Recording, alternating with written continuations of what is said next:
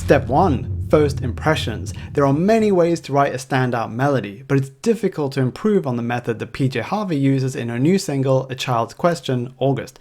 That's because nothing grabs our attention like a bold first impression. And by first impression, I literally mean the first note of the melody. You see, PJ Harvey starts her melody in the Dorian mode, and the very first note she sings is the major sixth. That's the one and only note that makes Dorian different from the super common scale that we hear all the time, the natural minor. The vast majority of people are not used to hearing a major sixth over a minor chord. So when her melody begins with that unusual note, it instantly stands out. So in D Dorian, which is all the white notes from D to D, the major sixth is B. When we play B in our melody over a D minor chord, you can hear exactly how powerful that one note is at grabbing our attention. So step 1 in this method is to use that unusual note to begin your melody, then finish the phrase with usual notes.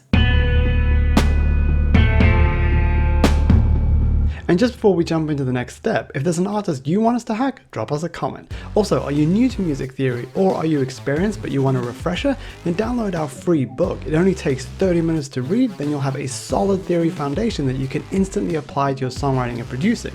You can get the free book at hackmusictheory.com.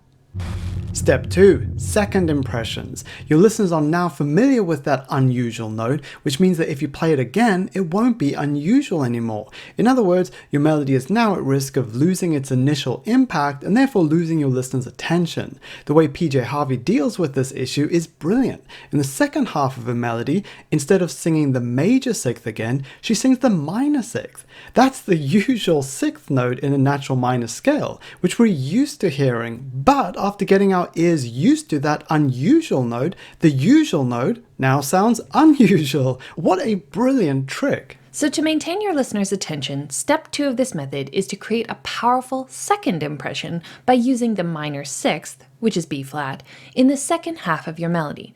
In other words, you're using the natural minor for this phrase.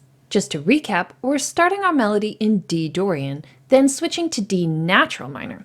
So use the major sixth, which is B, as the first note of your melody. Then use the minor sixth, which is B flat, in the second half of your melody.